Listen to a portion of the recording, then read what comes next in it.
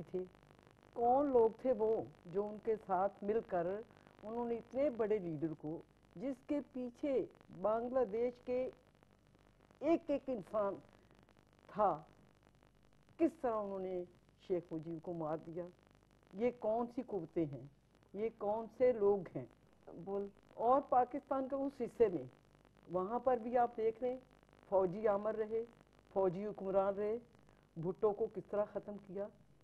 तो ये मैं कहती हूँ कि मेरी 77 साल की उम्र होगी, हमने सारी ज़िंदगी स्ट्रगल की, और किस मकसद के लिए, इंसानियत के लिए, सच के लिए, बराबरी के लिए लड़ते रहे, मगर अभी तक हमें कोई बराबरी नज़र नहीं आई।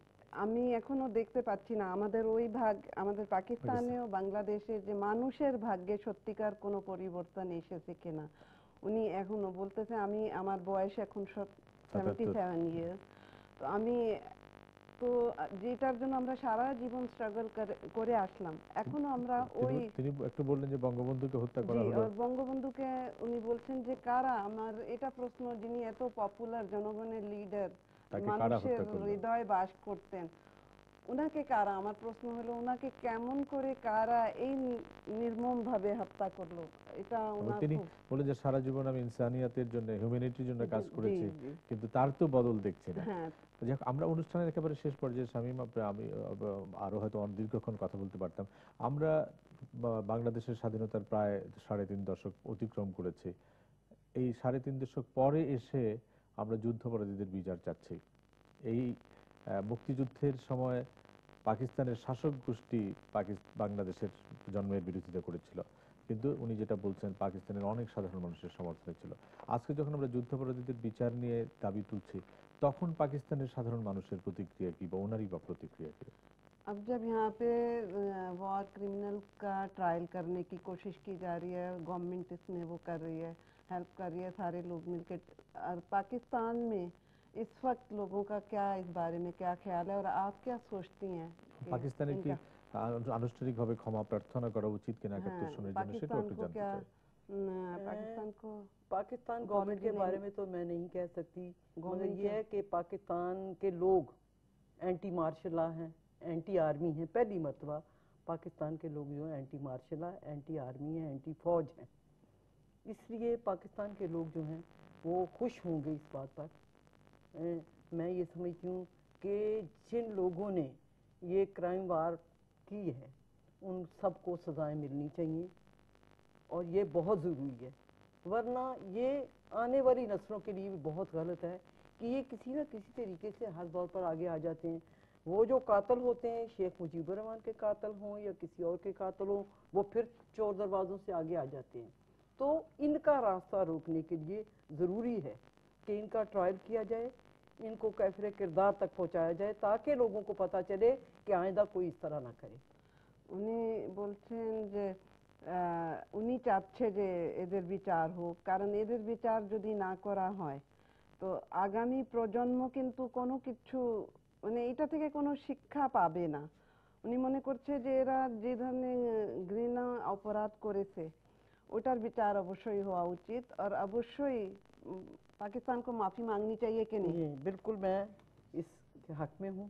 हम लोगों ने वहाँ पर लाहौर में भी, तायरा मजहर अली हमारी लीडर है मेरी, उन्होंने एक मीटिंग थी, कोई यहाँ से कोई लीडर गए हुए थे, उन्होंने वहाँ पर ये मुतालबा किया था कि पाकिस्तान की गवर्नमेंट माफ़ी मांगे।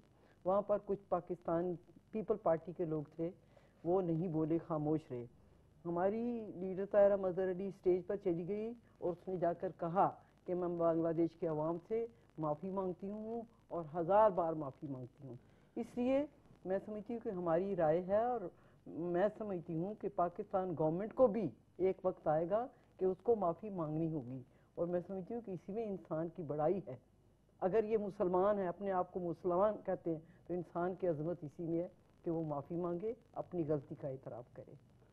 বলছে যে উনি মনে করেন যে সরকারকে অবশ্যই ক্ষমা চেতে হবে, আর এক না এক সময় আসবে, খুব দ্রুত ওই সময়টা আসবে যে সরকার ক্ষমা চাইবে, আর এটা চাওয়া উচিত। এটা ওনার, উনি একটা এক্সাম্পল দিলেন, তায়রা মজহর আলী, হয়তো আপনারা নাম শুনেছেন। উনি একটা মিটিং এ পাকিস্তানে একটা মিটিং এর সময় পিপলস পার্টির লোকজন এটার এগেইনস্টে ছিল যে না বাংলাদেশ থেকে ক্ষমা চাওয়া, বাংলাদেশের প্রতি হ্যাঁ, ক্ষমা চাওয়ার দরকার হ্যাঁ। নেই। তো উনি স্টেজে গিয়া তখন বললেন যে না পাকিস্তান সরকারকে ক্ষমা চাওয়া উচিত, আমি নিজে ব্যক্তিগতভাবে আমরা সবাই এটার জন্য দুঃখিত আর আমরা ক্ষমা প্রার্থনা করছি আমাদের বাঙালি ভাইদের, আমাদের বাংলাদেশিদের কাছ থেকে। স্বামী, আমরা অনুষ্ঠানের একেবারে শেষে উনি যদি শেষে বাংলাদেশের মানুষের জন্য পাকিস্তানের মানুষের পক্ষ থেকে, পাকিস্তানি জনগণের পক্ষ থেকে কিছু বলেন। आप बांग्लादेश के लोगों के लिए कुछ कहना चाहती हैं पाकिस्तानी लोगों की तरफ से? मैं बांग्लादेश के लोगों को ये कहना चाहती हूँ कि जिस तरह यहाँ के आम लोग जो हैं वो बेचारे बेबस हैं, इसी तरह पाकिस्तान के अक्सरियत मेजॉरिटी लोग बिल्कुल बेकसूर हैं, ना उनको कोई खबर नहीं है, बेबस हैं, एजुकेशन नहीं है, कुछ नहीं है। वहाँ पर गरीब और अमीर का बहुत फ़र्क है। इसी तरह यहाँ पर भी गरीब देख लें गरीबों का क्या हाल है।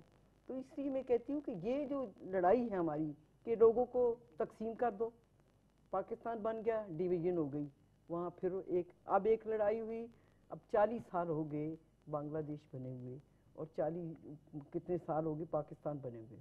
पाकिस्तान के गरीब आवाम की क्या सूरत हाल है, यहाँ पर बांग्लादेश के गरीब लोगों की क्या सूरत हाल है।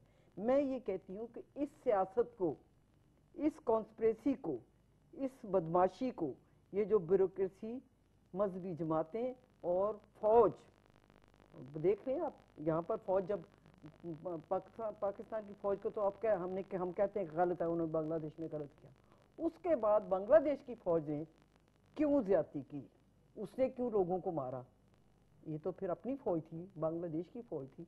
इसलिए ये कुव्वत, ये ताकत जो है, ये ताकत पर जोर पर इनके सामने इंसान नजर नहीं आते, चाहे वो बांग्लादेश की फौज हो उसको बंगाली इंसान नजर नहीं आते।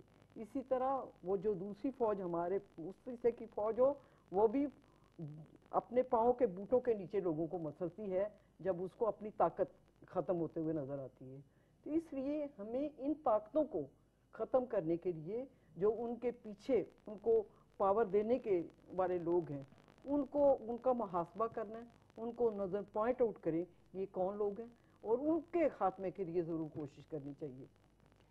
উনি বলতে চাচ্ছেন যে সাধারণ লোকজন ওখানেও দুঃখে কষ্ট আছে, এখানেও এদেরকে একে অন্যের বিরুদ্ধে সবসময় ব্যবহার করা হয়। তো সাধারণ জনের কাছে উনি বলতে চান যে আপনারা এটা মানে পাকিস্তানের সাধারণ লোকজনও আপনাদের ভালোবাসে, ওদেরকে ওইভাবেই নিবেন, মানে এই চিন্তা করে নিবেন না যে ওরা আপনাদের ভালোবাসে না বা ওরা আলাদা আপনাদের উপরে, এটা বিউরোক্রেসি, আর্মি আর আমাদের হ্যাঁ আমাদের শাসক গোষ্ঠীরা এই কাজটা করে থাকে। এই জন্য আমাদেরকে ওদের বিরুদ্ধে সোচ্চার হতে হবে, আমাদেরকে এটা বুঝতে হবে আমাদের আসল এনিমিটা কই। সাধারণ লোকজন কিন্তু একে অন্যর শত্রু না, ওরা কিন্তু বন্ধু, ওরাও একইভাবে পীড়িত, এখানেও একইভাবে पीड़ित। আমি জানি না আমি অত ভালো করে বাংলা বলতে পারছি কিনা। इसके पीछे सब अमेरिकी साम्राज्य, ये सारे जमात इस्लामी मजहबी जमातें इस्लाम का नाम लेते हैं और लोगों को बेवकूफ बनाते हैं। বলে যে রিলিজিয়াস পার্টিগুলা এরা রিলিজিয়নের নামে মানুষকে বিভ্রান্ত করে, আমাদের এদেরকে শেষ করতে হবে। শামীম, আমাদের অনুষ্ঠান শেষ, আপনাকে অনেক ধন্যবাদ। আপনি অনেক চেষ্টা করেছেন শুদ্ধ বাংলায় আপনি আমার কথা বলার জন্য। আমাদের পক্ষ থেকে, বাংলাদেশের মানুষের পক্ষ থেকে আপনার আম্মা নাসিম আক্তারকে আপনি যদি আমাদের শুভেচ্ছা জানান, তারপর আমরা অনুষ্ঠান শেষ করব। अच्छा, अब उनका प्रोग्राम खत्म हो रहा है, आपको बहुत शुक्रिया अदा कर रहे हैं बांग्लादेश के लोगों की तरफ से, उनकी तरफ से। मैं ये कहना चाहती हूँ कि यहाँ के जितनी कुर्बानियाँ लोगों दी हैं उनको पॉइंट आउट करके उन लोगों को ख़त्म करने की कोशिश करनी चाहिए। और आखिर में मैं सब लोगों का शुक्रिया अदा करती हूँ और आपका भी शुक्रिया अदा करती हूँ और मैं कहती हूँ कि जय बांग्ला बंधु। मैं बहुत रिस्पेक्ट करती हूँ, बांग्ला बंधु बहुत अजीम लीडर थे और जय बांग्लादेश। उन्हीं ওটা আপনারা আপনি বুঝেছেন অবশ্যই, তিনি আমাদেরকে শুভেচ্ছা জানালেন এবং শেষে বাংলাদেশের মানুষ। নাসিম আক্তার, আপনাকে ধন্যবাদ। শামীম, আপনাকেও ধন্যবাদ। প্রিয় দর্শক, আমরা নাসিম আক্তার একজন ইতিহাসের জীবন্ত সাক্ষী। আমরা যেটা শুরুতে বলেছিলাম যে মুক্ত কথার আজকের অনুষ্ঠান, একজন মুক্ত মানবী, তার জন্ম, শিক্ষা, বিয়ে, রাজনীতির সাথে সম্পর্কিত হওয়া এবং পাকিস্তানের মতো একটি দেশে বিরুদ্ধ স্রোতে থেকে নিজের স্বামী সন্তানদেরকে নিয়ে জীবিত থাকা এবং বাংলাদেশের মুক্তিযুদ্ধ প্রত্যক্ষ করা, মুক্তিযুদ্ধের পরে 40 বছর পরে বাংলাদেশের মানুষের কাছে এসে আবার তাদের সংগ্রামে শরিক হওয়া, এটা একটি জীবন্ত কিংবদন্তি। আমি মনে করি যে এটা একটি ঐতিহাসিক যাত্রা তার জীবনের। 77 বছর বয়সে তিনি বাংলাদেশের মানুষের পক্ষে আছেন, মানবতার পক্ষে আছেন। তিনি পাকিস্তান এবং বাংলাদেশ আলাদা করেননি। তিনি বলেছেন যে দেখা যায় যে সুবিধাভোগী মানুষ, রাষ্ট্র ক্ষমতায় যারা থাকেন তারা, সেনা শাসক যারা তারা, ধর্ম ব্যবসায়ী যারা তারা নানাভাবে উপকৃত হয়, কিন্তু সাধারণ মানুষের ভাগ্যের পরিবর্তন হয় না। তিনি সেই স্বপ্ন এখনো দেখেন এবং তিনি সর্বোপরি পাকিস্তানের জনগণের পক্ষ থেকে বাংলাদেশের মুক্তিযুদ্ধের সেই স্মৃতিচারণের পাশাপাশি যুদ্ধাপরাধীদের বিচার দাবি করেন, বঙ্গবন্ধু হত্যার বিচার দাবি করেন এবং বঙ্গবন্ধু হত্যার ঘটনার নিন্দা করেন।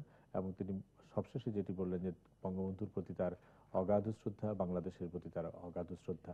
আমরাও এই অনুষ্ঠানের পক্ষ থেকে নাসিম আক্তারের এই দীর্ঘ সংগ্রাম মুখর জীবনের সাফল্য কামনা করি এবং তার সুস্থ এবং দীর্ঘ জীবন কামনা করি। তিনি মানবতার পক্ষে, মানুষের পক্ষে, মুক্তি সংগ্রামের পক্ষে আরো অনেক দিন সোচ্চার থাকুক।